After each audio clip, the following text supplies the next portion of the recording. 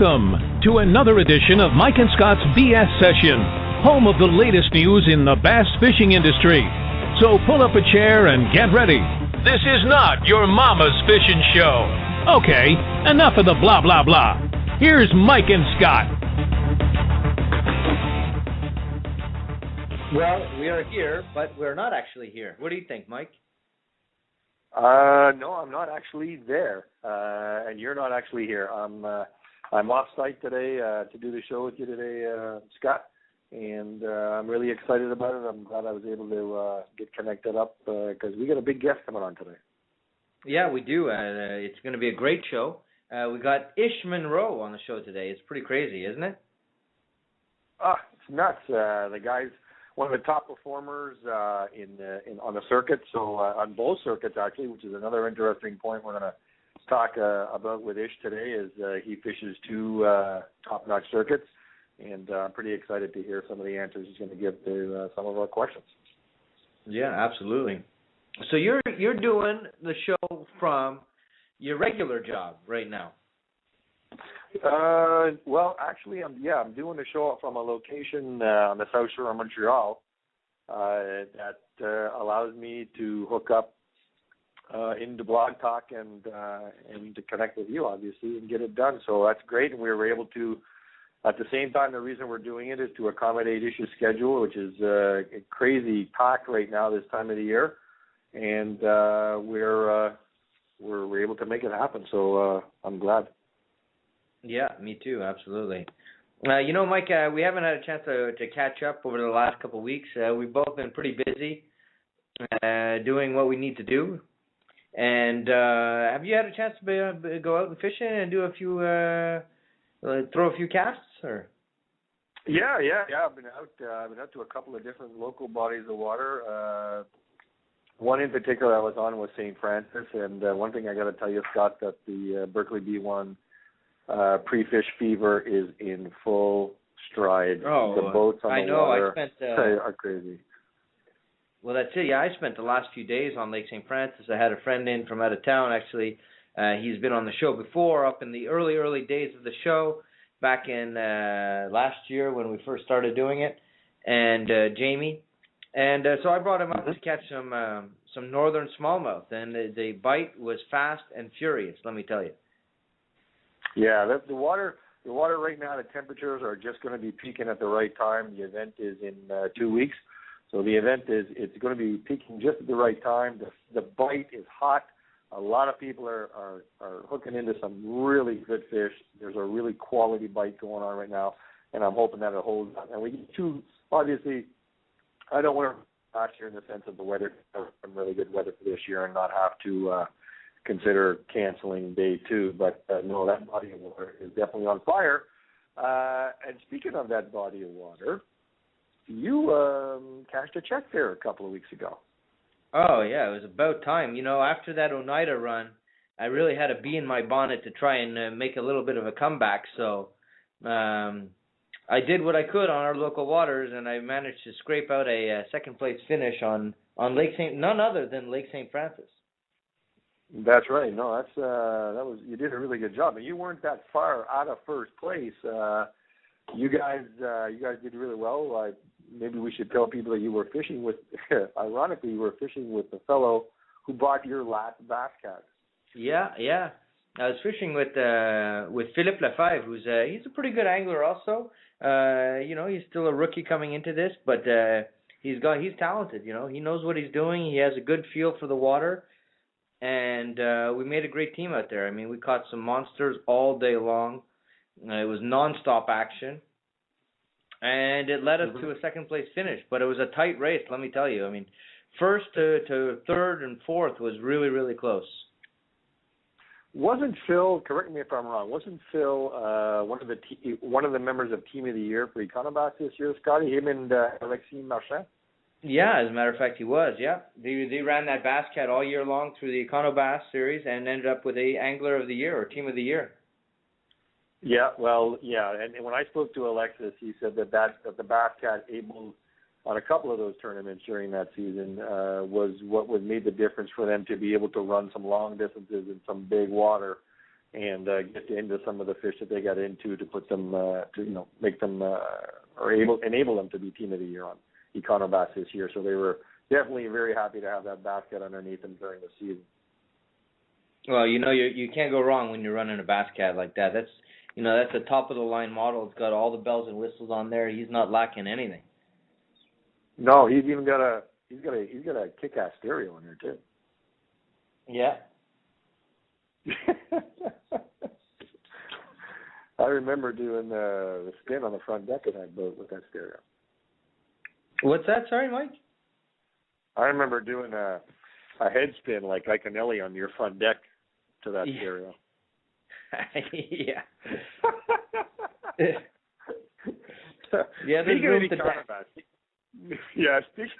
Speaking of Econobass, they wrapped up their season last week in La Lièvre. They had their classic, and I just want to give a quick shout out here to Rémi Lorrain and Jean-Sébastien Forcier. They won the classic, which I believe, as I said, was last weekend. And if I'm not mistaken, let me just check here. They won it with a two-day weight. This is a two-day weight, mind you, of 27.93 pounds, which I believe for their classics is a record weight to come out of that body of water so far. So it is the biggest two-day bag to come out of there since they've been going to that lake. So congratulations to Rémi Lorrain and Jean-Sébastien Forcier for that. Anthony Badham and Dominique Laviolette finished second at 27.68. So as you can see, I mean, if their fish had have eaten before they came to the scale, they had a really good shot at it. And Daniel Cousineau and Mathieu Dansereau finished third with a weight of 23.48. So it was really close between first and second. Badham and Laviolette just came up a bit short. But a great tournament and a great finish nonetheless. So, again, congratulations to Remy and Jean-Sébastien for a great job this year. Yeah, it must have been a battle out there on the water. I know those are two bodies of water that don't fish big, and for them to pull out a 27-pound bag, that's pretty remarkable.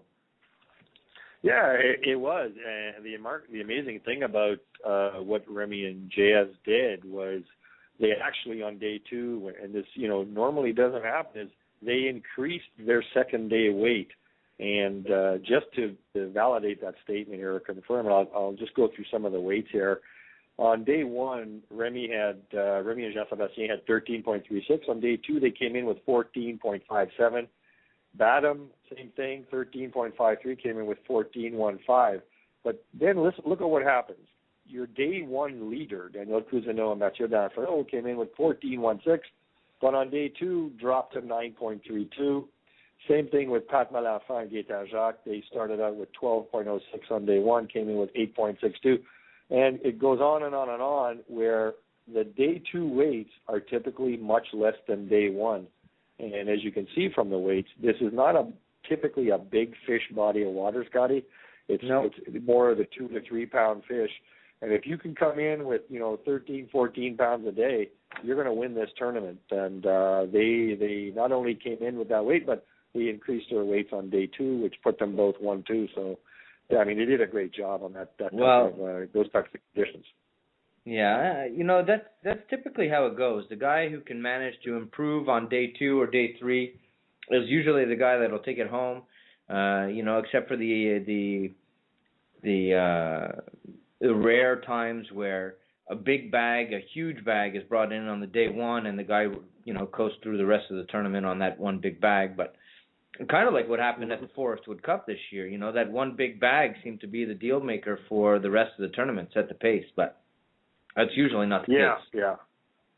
No, it's usually not the case. Like you said, it's the exception, right? And as you mentioned, you hit the nail on the head there. If you can, get a bigger weight coming in with day two or day three, you're usually going to be in a good spot. I mean, you may not win, but if you're in a top 5 or top 10 with those types of performances. So, the guys pulled it off. Remy pulled it off. He was in third place after day one, and wound up capturing it with that 14.5-pound bag on day two. So congratulations to the kid. He'll be, you'd like to see Remy and Jean-Sébastien, you can come to the Berkeley Bee 1 in 2 weeks. I know Remy will be fishing it. He'll be there. And if you want to ask him any questions about what he did to get that winning combination together, I'm sure he will take the time to talk to you about it. Yeah, I'm sure he will. He might not tell you where he did it or how exactly he did it, but he might give you some input. Yeah, for sure. He's a good kid. He's a good young angler, and he's got a great future in front of him. Stay focused and stay on the fish rummy, and you'll do great. That's for sure. Speaking of the Berkeley B1, it's coming in 2 weeks, Scotty. I can't believe it's so soon already. It's fast, eh? Like, it just seems like we finished last year's and boom, we're back into it again. And this year, we've got another, crazy lineup. We got more boats than last year, and we're really excited for this year. We got more boats. We've got our own proprietary weigh-in system that has taken, weigh-in procedures and the weigh-in process itself, and taken, more importantly, conservation of the fish to the next level. And I mean, we're going beyond the weigh-in systems and the fish management systems that are currently in place, and we're taking it a notch higher. So I'm really excited about this year's event. It should be really, really fun. Well, I think that's something that we might dwell into in a little bit, talking about the weigh-in system and that everything that is going to go down at the B1, because I know there's a few other announcements that need to be made in regards to the Fish and Wildlife, or the Ministry of Faune and here in Quebec, and their affiliation with the B1 going forward this year and forward and throughout the years, hopefully. And there's some really interesting stuff that they're going to be working on too. But we have a 3-minute countdown until our big guest. So let's do a quick introduction, and then we'll try and kill some time in the time that it takes for him to get on the phones with us. So today's guest is Ish Monroe. He is an elite FLW and BassMasters pro with career earnings in FLW at $536,000, with 4 tournament wins, 18 top 10s out of 82 total events, and 3 Forest Wood Cup appearances, which is pretty good. Anytime you can make it to the Classic, you've hit it big, So he's been on the tour for about 6 years now, and going strong. That's one of the questions I have for him later on today is the differences between FLW and BassMasters, and I look forward to hearing his opinion on that. And he's primarily fished BassMasters. He's got 4 first place finishes in the BassMasters also, with 24 top 10 finishes, and total earnings of, check this, $1.2 million. What? That's some serious money. That is some serious cash. Yeah. So he's from Huntston, California, born June 20th, 1974, so he's just about my age. And he's younger. What's that? He's younger. He's younger. Hey, you can't say he's younger. We're both born in 74. There's no younger or older. Just as long as I'm older. If I were younger, I would have said I'm younger, but I'm not. So details. You're always picking out the details, eh, Mike? Well, it's all about the details. The devil's in the data. Yeah. Turn in the screws. There you go. So now that we got that out of the way, we can continue where we left off. Sorry about that. No, that's okay. That's okay. We got their intro, and it's all good. For anybody listening to the show, you're just hooked up. My name is Mike Boudreau. This is Scott Nagy on Mike and Scott's BS session, and we are about to enter the life and times of pro angler Ish Monroe, who fishes both the FLW and BASS BassMasters, and we're looking forward to having that conversation with him. Do you have any plans for this weekend, Scotty? Are you getting on the water?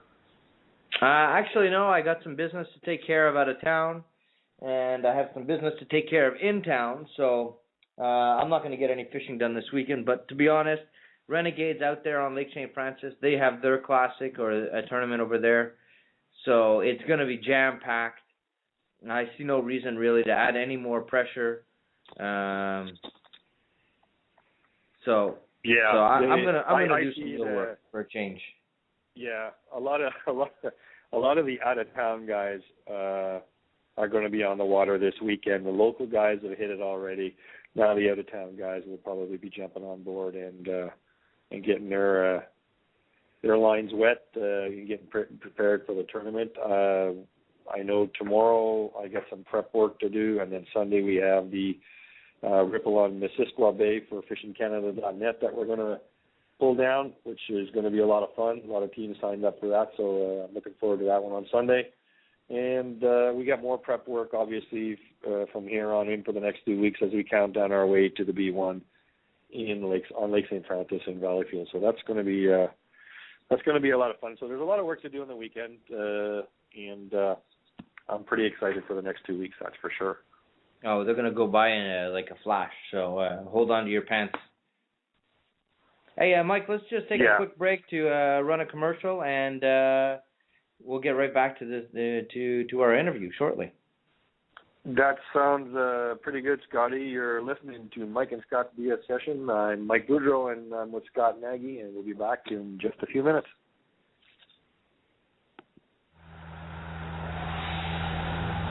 Evinrude outboard motors with E-Tech technology are designed to keep you on the water doing what you enjoy and not sitting in the shop.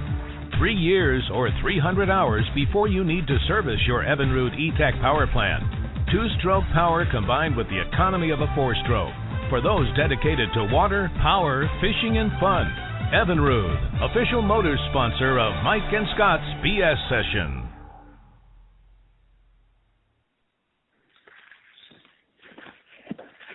And we're back.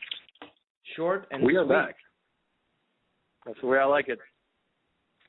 So I got to say, I'm a little concerned with what's going on with Lake St. Francis, with all these boats traveling around.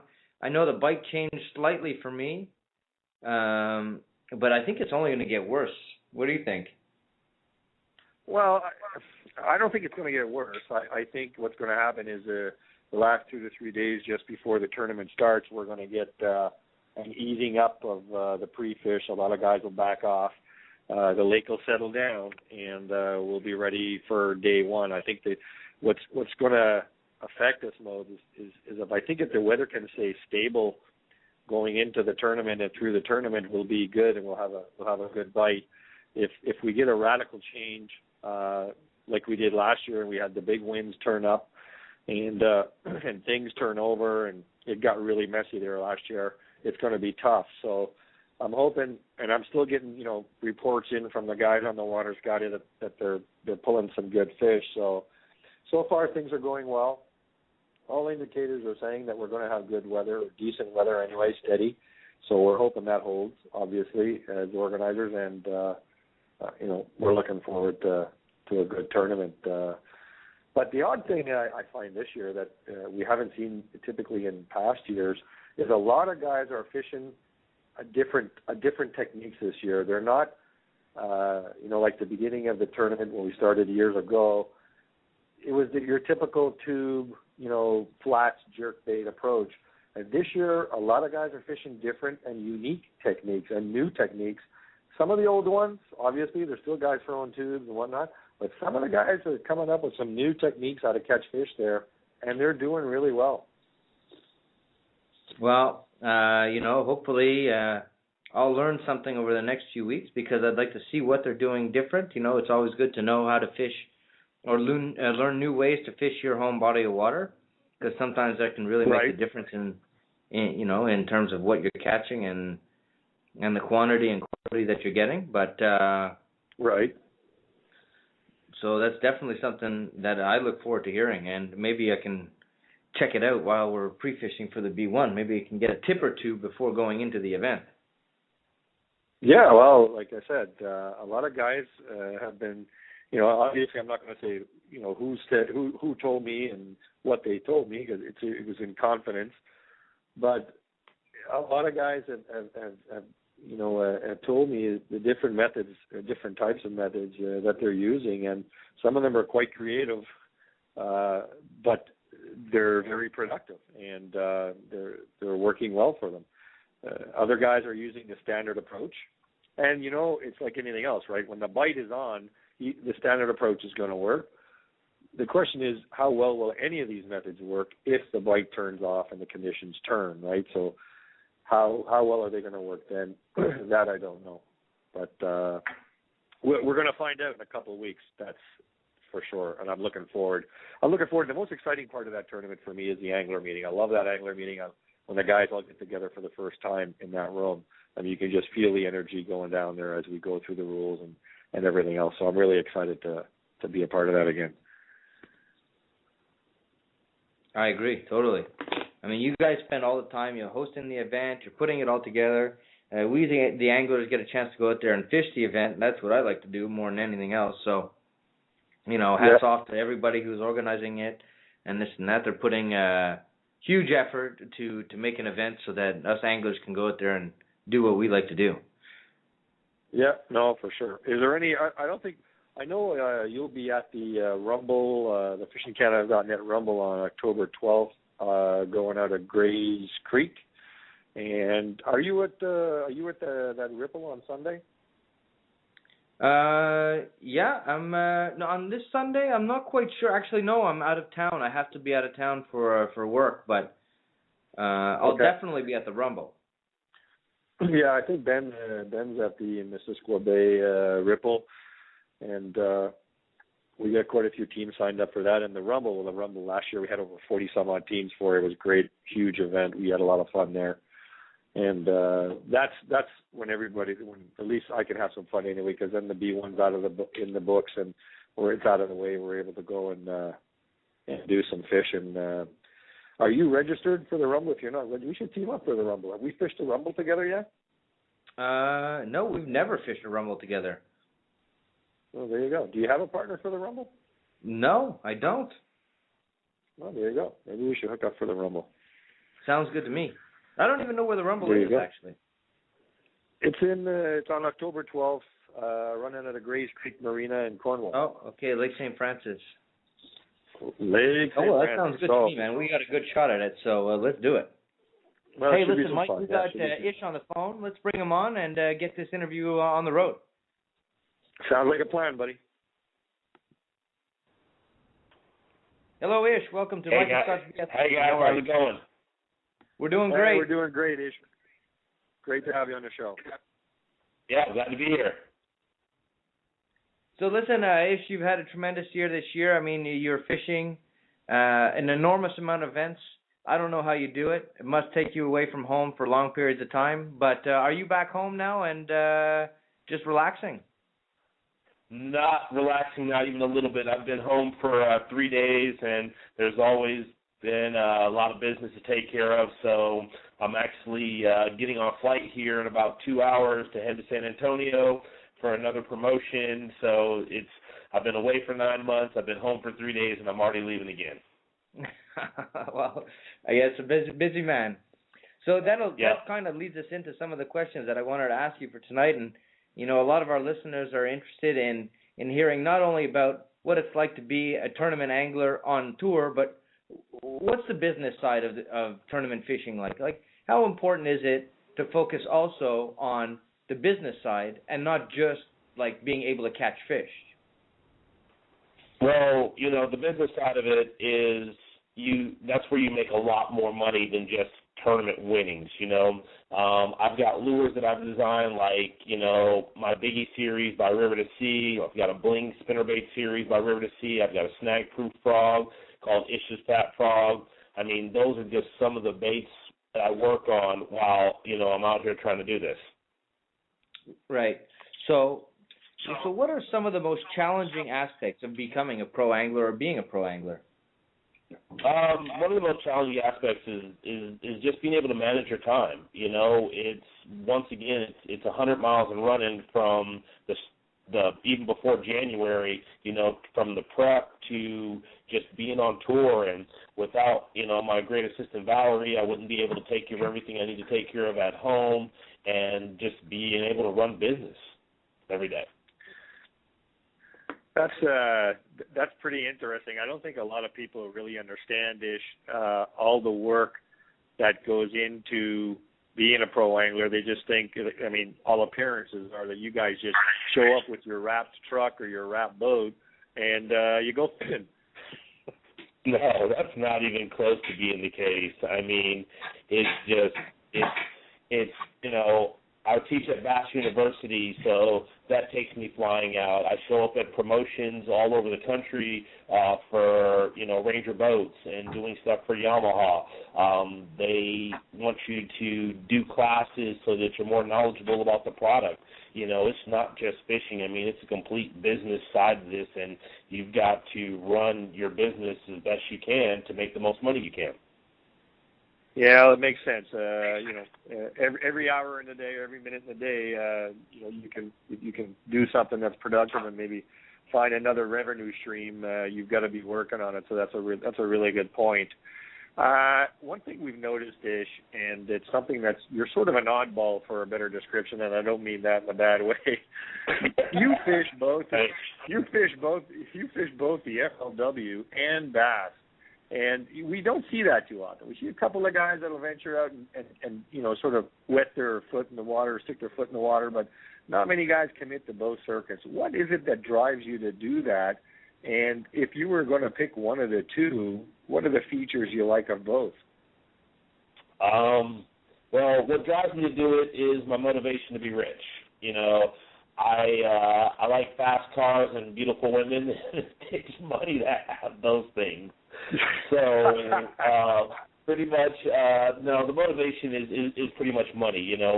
It's pretty much I want to retire when I'm 50 years old and not fish tournaments anymore. I want to be able to sit back and relax and enjoy life and do pretty much whatever I want to do. And the only way to do that is make the most amount of money. And what FLW and Bass both do is they give me the opportunity to give my sponsors the most amount of exposure, fishing boats, and even throwing in Major League Fishing in there.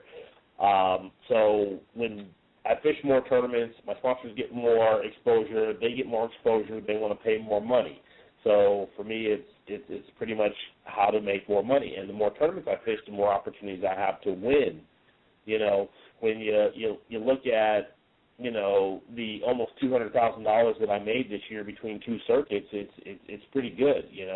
When you look at that kind of money that's available out there, but you have to fish both circuits to do it. If I had to choose one or the other, I couldn't do it. I need bass and I need FLW and I need Major League Fishing. They all sell baits for me on different levels. Bass gives me a lot of media exposure through internet and through ESPN. FLW offers me less entry fees and a level of exposure that I don't get from the bass side, and then Major League Fishing is pretty much all TV, which sells lots of baits for me as well.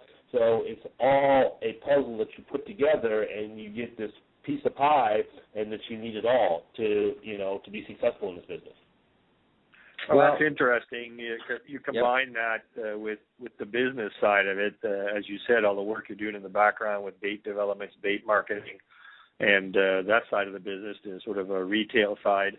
And then you look at the fishing side. You've really taken all of your capacity to generate revenue streams, and you've utilized it to its fullest extent. Yeah, I have to admit, Ish, we've spoken to a lot of anglers, and you seem to be one of the more focused on terms of just covering all angles of the business. And props to you, man. You put it together. You got a real good thing going. Thank you. I appreciate it. So on another note, now I want to know, and I think our listeners want to know, what is making you successful on these tours? I mean, you're going out there, you're fishing lakes here and there. How do you adapt to all these changing lakes and changing conditions? What are some of the things you do to prep, when you're fishing Amistad and then you come up north and you fish Erie? Like, that's just two major different bodies of water. Growing up in California has allowed me to fish a lot of different types. You take the California Delta, which is a tidal fishery and a river system, and shallow water fishing, and then you've got Clear Lake, which is almost like a highland reservoir on one end, and then a southern reservoir on another end. And then, you go Shasta and Oroville, and these are deep water areas that, you do a lot of drop shotting and fishing, shallow or deep water finesse fishing. So growing up in California, I've been able to be versatile. And if you look at, over the years, guys like Jay Ellis and Gary Klein, some of the pioneers, John Murray, that all came, they're from the western United States that have had success back east because they're used to adapting to all different types of fishing conditions. Yeah, I see. So I guess you're a product of your environment. Yeah, basically, I spend a lot of time fishing all these places, and even in the off season, I'm honing my flipping skills and my frog skills and my shallow crankbait skills, but as well as I've got time to go out there and do some Carolina rigging and some drop shotting and deep cranking. So the great part for me is I'm not stuck in one type of fishing. I can do it all, and going from Amistad where, I might be flipping or throwing a deep diamond crankbait to going to Erie to where I'm drop shotting with light line. It's funny because I remember fishing Lake Michigan last year, and I broke out 5-pound test line and caught fish around a lot of guys while they were trying to use 8 and 10. Yeah, sometimes those subtle changes can make a difference. Exactly. Yeah. And knowing that, knowing that the fish after a while get a little spooky on higher lines, and a lot of guys are like, I can't use 5-pound test, I break it. I'm used to using high quality Daiwa reels that allow me to use that light line and not break fish off. Right. That's an interesting spin on it, Ish, because I was just reading an article on Jacob Wheeler talking about finesse fishing in heavy cover and how he's throwing like 5 and 6 and 7 pound test, Senkos and Texas rigs in heavy cover. So it seems to be like you guys are onto something that's really big there, and a lot of guys are starting to pick up on it because it's becoming the way to go. Yeah, I mean, when the lakes get heavily pressured, you got to finesse, you got to downsize and things like that. But then there's going to be times where you need to, fish the big stuff like you're normally doing, 65-pound maximum braid and 25-pound fluorocarbon. Those, you got to be able to do both. And a lot of guys don't get to fish shallow and use that stuff and then go fish deep and use finesse. So I get to do that. So that's why I think I'm a lot more successful out on tour when we go to different lakes because I'm used to fishing everything. Yeah, that's it. It's versatility again. And Scott and I have interviewed some of the greats and that are fishing today, Ish, and you guys all say the same thing. You're all saying how versatility is the key in your ability to adapt and pull out those different techniques when the conditions dictate it. One of the things that we've spoken about a lot with guys we've had on the show, Ish, and we've noticed is the guys that are successful, the guys that are consistent, are the guys that are able to identify, they understand, and they know their weaknesses, and they're constantly looking at improving the weakest part of their game. If we're going to ask you today, what is your strongest part of your game, which I'm sure is an easy answer for you, but what is the weakest part, and how do you plan on, improving that weak part? What would you answer? The weakest part, I would say, of my game would have to be the family support system that a lot of guys have on tour.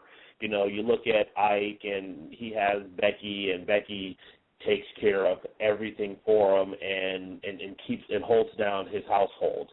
Same thing with John Cruz. Sonia takes care of 3 kids, and so for me, I just don't have, my assistant's great for getting my mail and getting my business together, but then when I come home, I've got this huge list in my head of stuff that I need to do, from changing light bulbs to smoke detector batteries, just those kind of things, and making sure that my house is clean.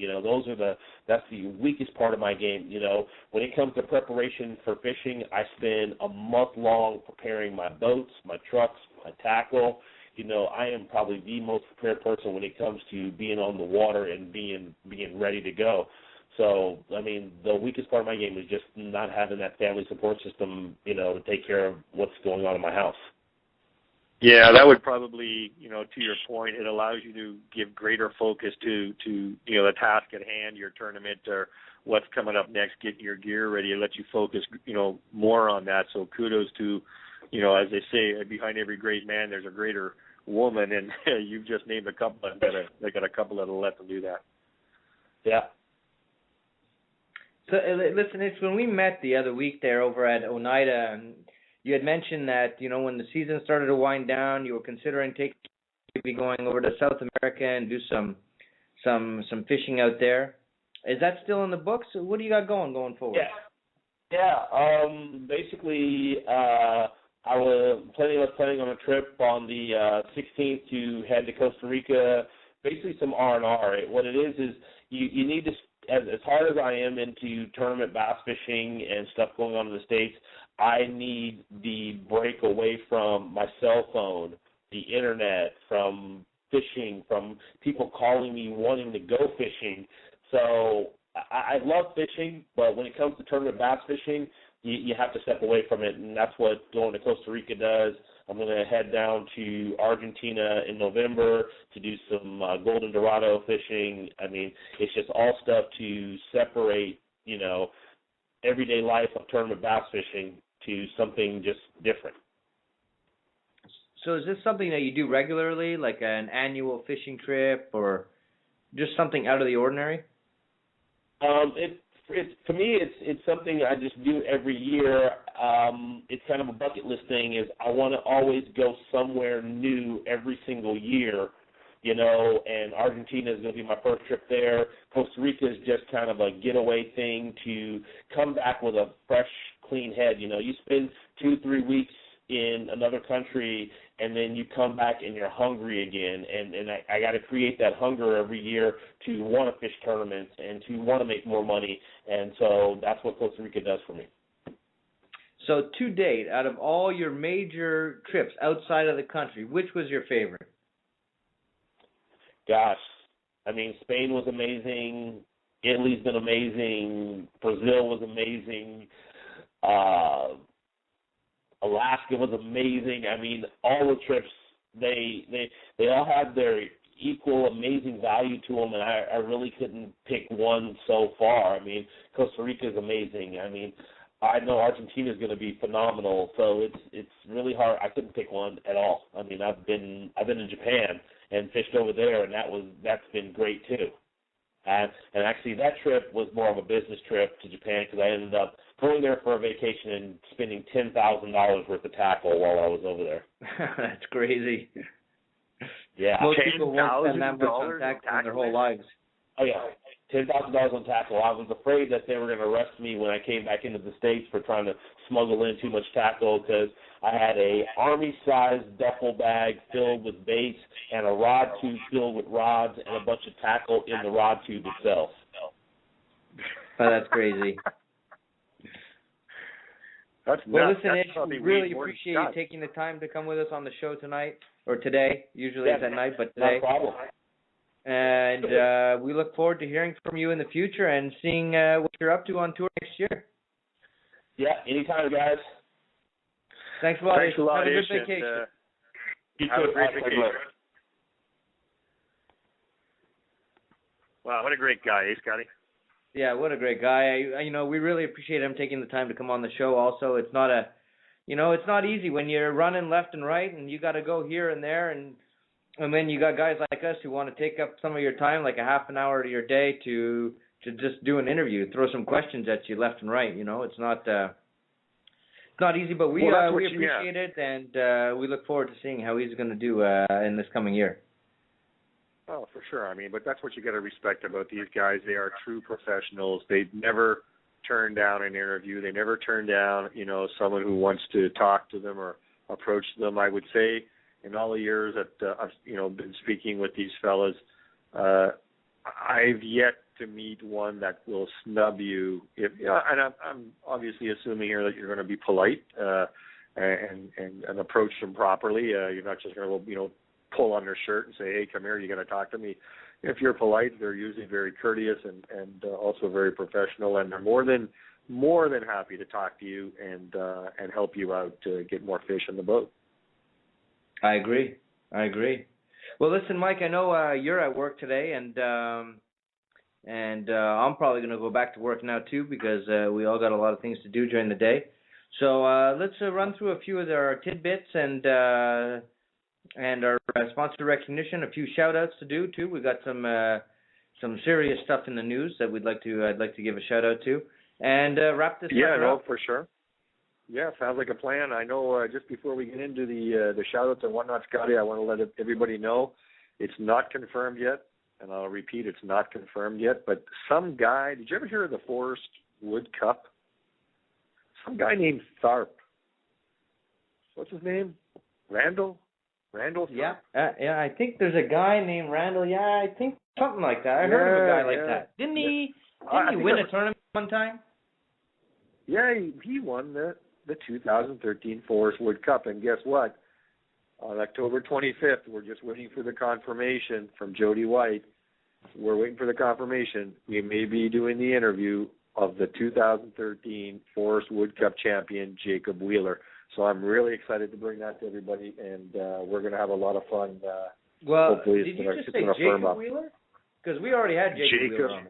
Not Jacob Wheeler, I'm sorry. Randall Tharp. Randall Tharp. Yeah, we had Jacob Wheeler. That's because that secretary walked by your office again, right? She distracted you? Shh. Oh, okay, sorry. She's... Yeah. I don't want to cause any trouble. There you go. Yeah, right. Yeah, Randall Tharp. We're just waiting for the confirmation, October 25th. It's going to be really, really exciting to talk to this guy. He is a hoot. So, what does it take to win the 2013 Forest Wood Cup? We're going to find out. Yeah, we will.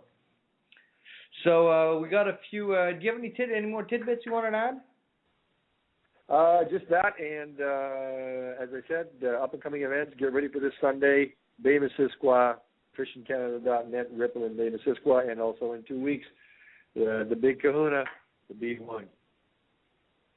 Yeah, we also have in upcoming events. We got the Pro Bass Classic right after the B1 the following weekend. We got the B1 in 2 weeks from now.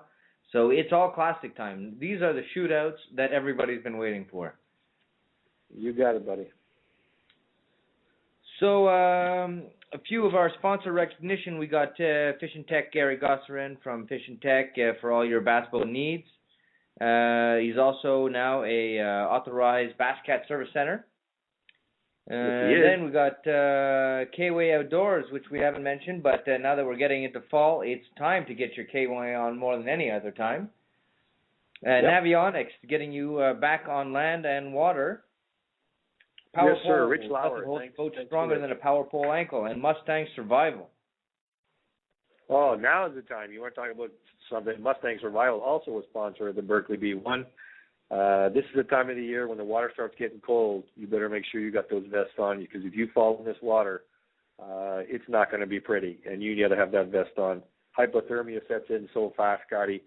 Be safe. Put your vest on when you're in that boat, and we'll see you again on the shores. So definitely get that vest on. Yeah, absolutely. No question about it.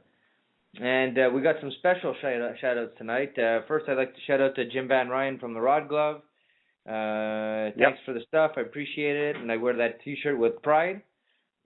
Steve, the boss man Bosley, he also just came out of surgery. He came out with a clean bill of health, so everything seems to be back on track for Steve. Hopefully he'll be attending the B1 as an angler this year and not just as a friend and a guest. Well, that's there's big news with the St. Laurent River Institute having new relations with the B1. I look forward to seeing them at the B1 and everything they're going to do, all kinds of different surveys on fizzing fish and that illness that the fish have been suffering from. So they're going to get to the bottom of that, hopefully. Major shout out to our good buddy Claude Castonguay, who is now in the hospital and going for major surgery. Yes. Claude, hopefully that'll go as smooth as Steve's surgery, and he'll be back to work sooner than later. Yeah, Claude's been diagnosed with a very serious illness, and he'll be, as you said, Scott, he'll be in for surgery, hopefully within the next week or so. And we're wishing Claude, who's a very good friend of myself and Scott, a very speedy recovery, and we're looking forward to everything working out fine and Claude being back out on his feet very soon. So our thoughts are with Claude. We're there supporting him, and we're thinking about him all the time. Yeah, absolutely. And that's about it. That wraps it up. I like it. Scotty, this has been a pretty crazy week, and it's just going to get crazier for me anyway, and yourself, because I know you guys, start thinking more about your game plan and whatnot, what you're doing on the water for that tournament, and getting all the logistics set up of staying where and going where and being where with who and everything else. I know how that works. So you're going to get busier and busier. But as you mentioned, and I just want to return on a point that you brought up there, is our relationship this year with La Ministère de la Faune of Quebec, who is going to help us with the fish management system, and also the contribution of the St. Lawrence River Institute with Dr. Brian Hickey. The ministry and the St. Lawrence River Institute will be doing various studies on the fish, so they're going to be taking some samples. They have been instrumental in supporting us and helping us define our fish management system, our system that we're going to use this year to both weigh the fish, hold the fish in the tanks, etc., and first and foremost, and more importantly, the releasing of the fish, proper releasing of the fish. And so we are very thankful to have these consummate professionals on board who have walked us through the entire process, and it's great. Wait till you see this. It's going to be terrific. And I've been talking with both entities as we've grown through this together, and we're really excited to bring this to the public and bring it to the tournament scene, because you're going to see a fish management system, a whole new concept in fish management that these biologists and these two great organizations have come together. Two different provinces have come together, and we'll be working side by side at this one event. So we are really, really excited.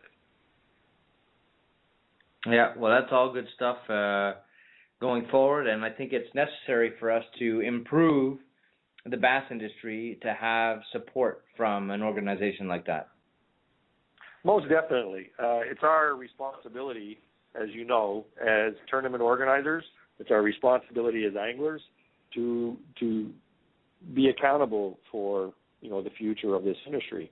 And part of that accountability and responsibility becomes we need to make sure that these fish are properly cared for and they're properly released, and that the minimal damage or no damage is done to the ecosystem and to the fish when we do this to ensure the future. So that's what we've done, and we take it very seriously, and you're going to see that at this year's edition of the B1.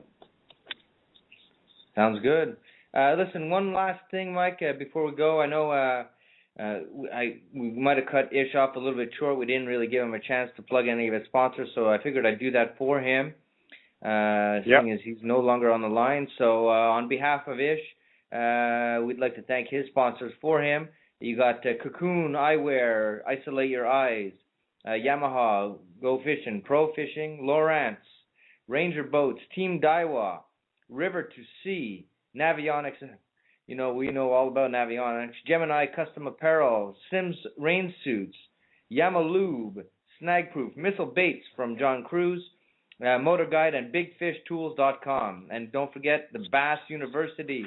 We're trying to get a Bass University down here. We need our listener support to do so, though. So send us a message here at fishingcanada.net or at BS Session on Facebook, and maybe we can put something together one day.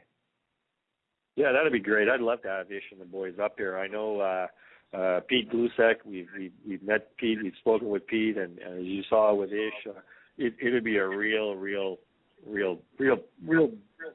I mean, what an experience to have these guys all up here on the stage at the same time. And it'd be crazy. Are you kidding me? That thing would be amazing. Yeah, no, for sure. Scotty, let's put this one in the books. We get lines to cast, rods to bend, and work to do over this weekend. Everybody, thanks for listening in. This is Mike Boudreau with Scott Negg and Mike and Scott's BS Session again, and with Ish Monroe. So, Scotty, tight lines, buddy. Punch a ticket. Let's do it. Ciao, Mike. Ciao.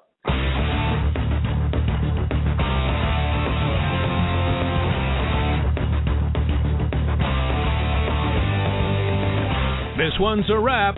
We hope you enjoyed the show. You can subscribe on iTunes, the WRVO Network, Spreaker.com, www.blogtalkradio.com, and www.fishin-canada.net. See you next time for another BS session.